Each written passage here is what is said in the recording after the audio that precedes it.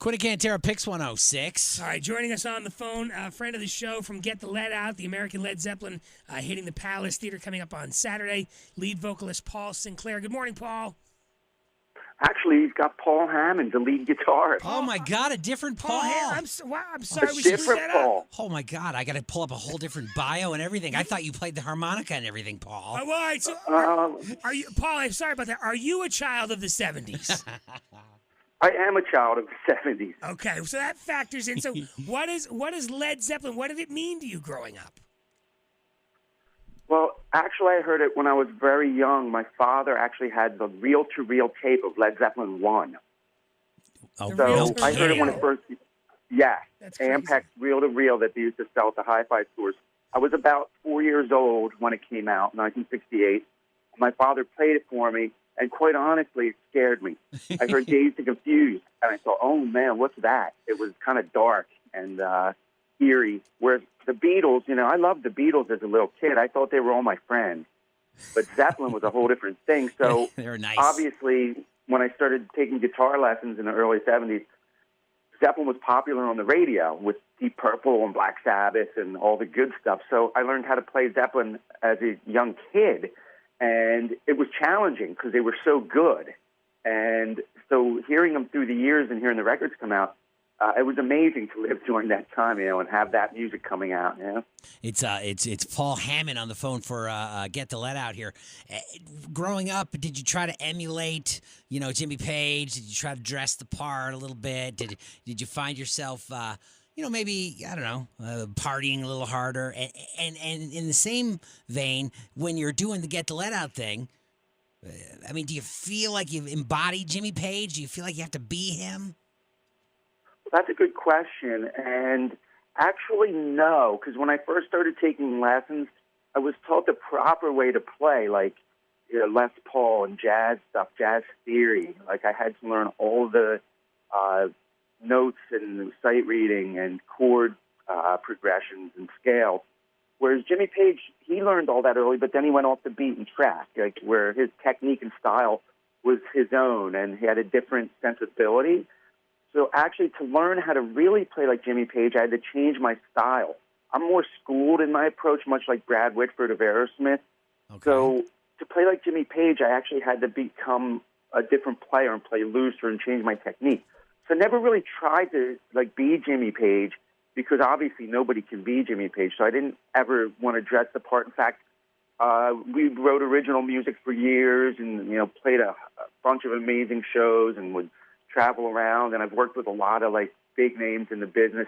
So to do the Led Zeppelin tribute thing, that's kind of a recent development. That was within the last 12, 13 years, and we kind of happened into it by accident. But because of growing up in that era, we were able to play the music, the recorded music of Led Zeppelin way more precisely than most quote-unquote tribute bands could do.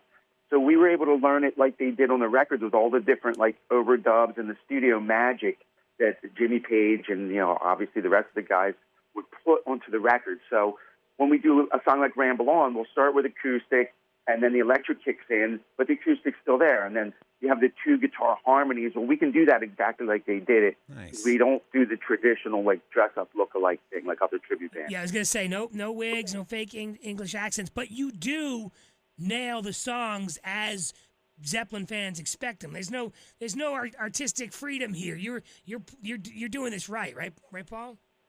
That's correct. Yes. And now there's a couple of times during the show that we might be able to have a little artistic freedom, like the drum solo in Moby Dick. Our drummer Adam Farioli is one of the most amazing rock drummers, and everybody knows it. It's like one of the showstoppers when he does the solo in Moby Dick. That's probably a lot of people go to shows to probably just see that up first and foremost. It's amazing. Yes, Adam is so the man when it comes to playing the drums and playing like John Bonham, which is not easy. There's a certain swing and groove and shuffle to John Bonham's playing, but the way it works with Zeppelin in the rock genre, it's that's why he's often rated as the best drummer of all time.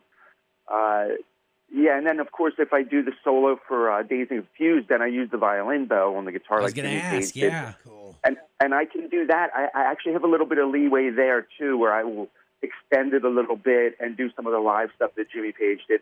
and people love that too because it's it harkens slapping, back to the their slapping. concerts live. Yeah. Hey, Paul, I'm always interested when we talk to someone who performs like you guys do. Like, have you heard from Zeppelin's camp in any capacity? Lawsuit, compliment, anything like that? Well, no, I know about the whole inside workings of the Led Zeppelin camp. I've spoke with Jimmy Page before because we built him a custom guitar through Martin Guitars in Nazareth, Pennsylvania, and we took it over there and presented it to him, and he played it on the 70th birthday of Roy Harper, which you can see on the video, and then he auctioned it off for the charity and made $38,000. That's pretty cool. That's very cool. So I spoke with Jimmy about that, and we didn't talk about anything Led Zeppelin or Get the Let Out related, but he's aware of us, obviously, and have seen the videos. And, of course, Robert Plant knows about us because they follow us.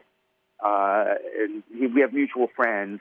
And, one time we were at a venue in New Hampshire playing, and the promoter was there on the phone, and she gets off the phone, and she says, "Who do you think that was?" I said, "I don't know." She said, "That was Robert Plant." I said, "Oh, okay," because he was playing the same venue we were. And she said he actually was at the venue with the theater that night, and she told him, "Get the Let Out." And he told her, he said, "Get the Let Out. That's a great band."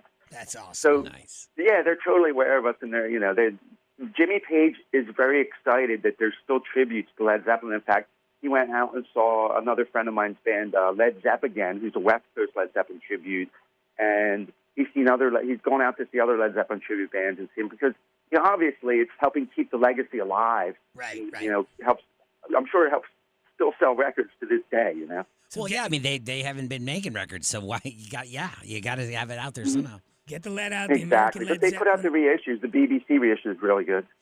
Get the Let Out, the American Led Zeppelin at the Palace coming up on Saturday. Any truth to the rumor that you'll be jumping from the roof of the Palace, being much wired, like Lady Gaga? being wired into this down to the stage? Is that how the show opens?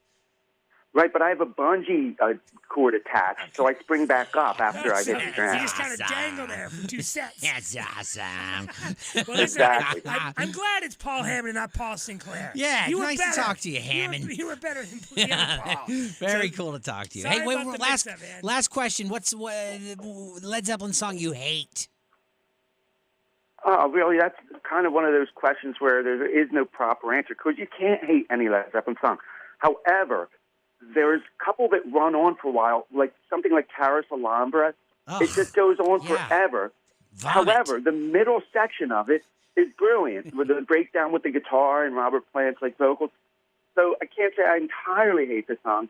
I used to really not like Fool in the Rain because it's kind of campy, with the whole Latin vibe Yeah. and stuff. It's a departure for what you think of Led Zeppelin as far as being cool, badass, old school rock. Yeah. However, once I started playing it, I had a whole new appreciation for it because the guitar solo is brilliant. So See, this that's is just the measure it. of a It's man. hard to If he's able to see the negative qualities in something he loves, I respect that. Get the Let Out. Yeah. Paul Hammond, ladies and gentlemen. No wigs or Yeah, fake English so accents. I can't really do a fake English accent, although I've been to England several times. And when I do, it's more like a bad Cockney accent, like Keith Richards. Yeah, we don't want that. Well, you're coming to the No, Palace. so- You'll be here on Saturday. Get the Let Out. Paul, thanks for joining us, buddy. We really appreciate it. Go to our page for more information on how to get tickets. Thanks, Paul. You're very welcome. We'll see you on Saturday. Thanks, buddy.